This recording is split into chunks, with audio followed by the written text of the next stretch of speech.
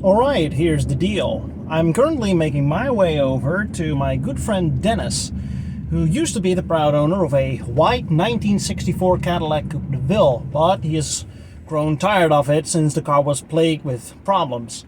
We quickly gave it the nickname Caddy Leak, because the car leaked so much, but also Christian, the male version of Christine, because whereas Christine in the movies,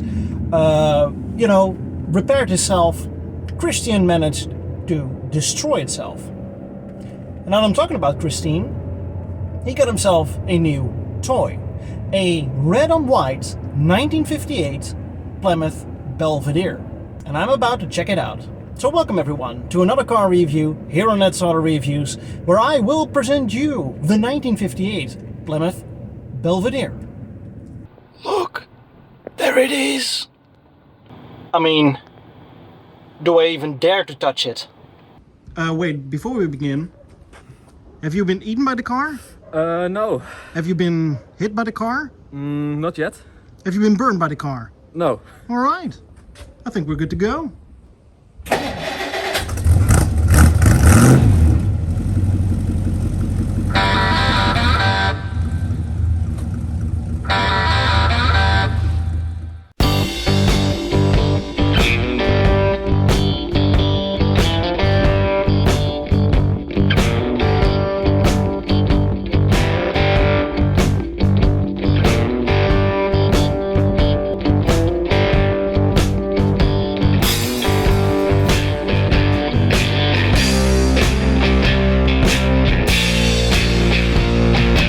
The history behind this Plymouth is a story that I've told countless times before, so I'm gonna keep it very short this time.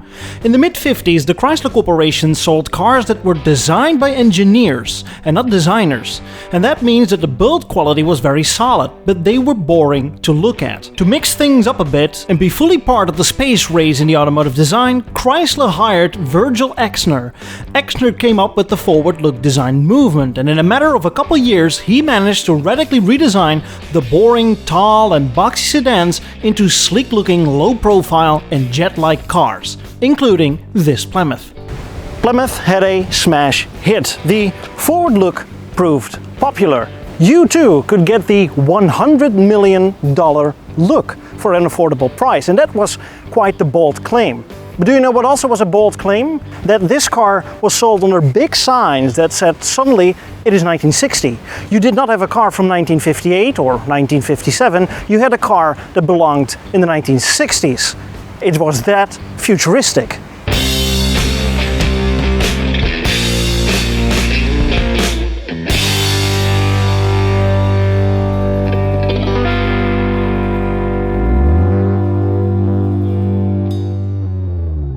A bold claim, but one that was true at the time. The Plymouth looked more upscale than the others of the low price three, Chevrolet and Ford.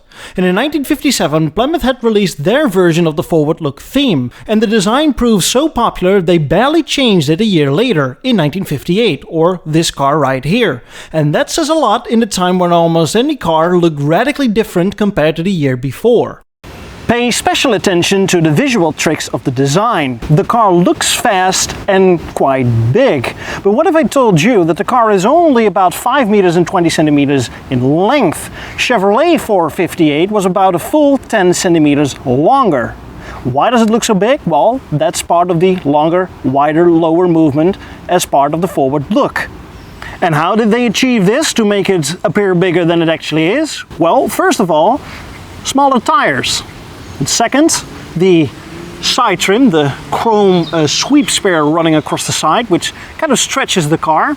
And then there is the combination of the body and the greenhouse. They lowered the roof so that it automatically looks longer and wider. Park this thing next to a car from the early 50s and you'll see that it has about the same size, but it looks a lot bigger. And although the design looks an awful lot similar to that of the year before, new for 58 were the dual headlights. In 57, the car also had something that from a distance looked like dual headlights, but up close turned out to be standard headlight and a parking light next to it. Why? Laws, that's why. In 57, dual headlights were still forbidden in many states, but were allowed all over the country by 1958. The rear was also slightly changed. The fins and bumpers are still the same, but the taillights were changed. In 57, the vertical glass piece was entirely red and functions as the brake, tail and turning light, and the white bulb right beneath it was the backup light. But by 58, the vertical lamp was no longer a red glass, but a decorative piece, and the round bulb beneath it now functions as the taillight.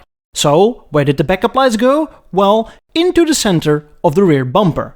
Want to feel smart? Tell this to your friends at the next car meet when you see a Plymouth like this. Your Plymouth came in 3 series in 58. The lower trim Plaza, which was usually meant for fleet services like police and taxi, the mid-level Savoy, and this car right here, the top of the line Belvedere. And it's presumed that these model names came from famous hotel chains.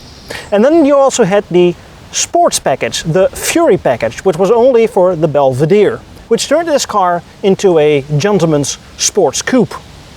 Enough about styling and model series. What did the average Plymouth buyer get in 1958 by buying the top-of-the-line model from the lowest price division? So, Plymouth might have had the $100 million look on the outside. On the inside, you're still reminded that it is pretty much a Plymouth. The lowest price division within the Chrysler Corporation had a futuristic outside design, but inside it's pretty much very straightforward, with a dash mounted pod with all the information you need, and down there all the controls, which is pretty much a radio, heater, wipers, and of course a cigarette lighter because it's the 1950s.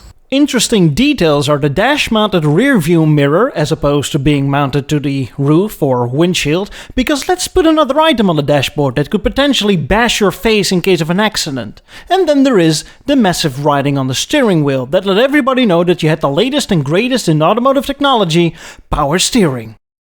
But other than that, is there anything that makes this car stand out?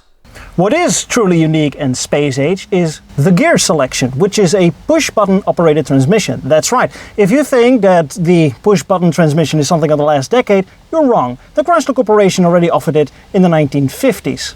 And there were some problems by some consumers that if they pushed the button, it would disappear in the dashboard. Because get this, you wanted to move forward, but you're stuck in reverse on a slope next to a canyon.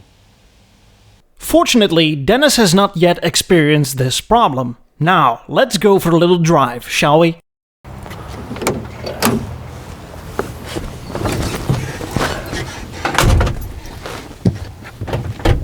Oh, hold. Hello? Oh. Oh my god, Ed. What are you doing?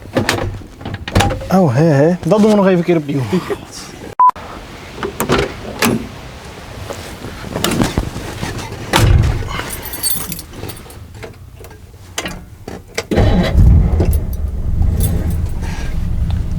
Let's go for a little drive.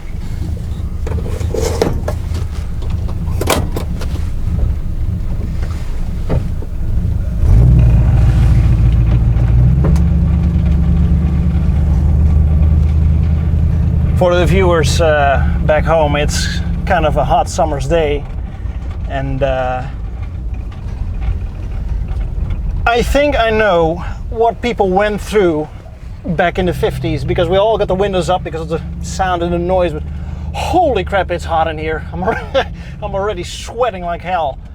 But yeah, that's what you got to deal with when you want to have a forward look Plymouth with the almost bubble top. I mean, like the sole reason people did not drive bubble tops is because of the sun and maybe the safety. But you know, it was part of the like the concept cars of those days that eventually became the production models that we know, like this one. I mean, I have no clue why I'm talking about the heat, because man, driving this thing is absolutely a dream. Everything goes so effortlessly. It's just, you know, it's your standard power steering going all over the place, but you can still drive it with only your index finger and your thumb. If you squeeze it real tight between those two, you're just good to go. And that's the power steering of the 50s for you. And look at this. This neighborhood is awful when it comes to the speed bumps here. They're like, I don't know, mountains, but you don't feel them as bad as you would do in, let's say, one of those European hard suspension type of sports cars. This is what you want. You just want to, float over it. And then there's this nice, present but still soft rumble from the exhaust. And it really is a dream. Absolutely. There we go again, just a magic carpet ride. I'm only looking for the genie, which is probably under this hood since this is Christine. Or that's what we think. But it's absolutely marvelous. I think I'm just gonna get one for myself as well. And so we will end with that final question. Is this Christine? There's kind of a debate about this, because this car is not really the right car. In the movie, it was a two-door hardtop, where this is a four-door, but in the books, it was a four-door hardtop. And then there wasn't even a Fury model in 1958, it was the Belvedere Fury. The Fury only became an exclusive model in 1959. And even if you did have the Fury model, it would be in a cream and gold colored option and not red and white.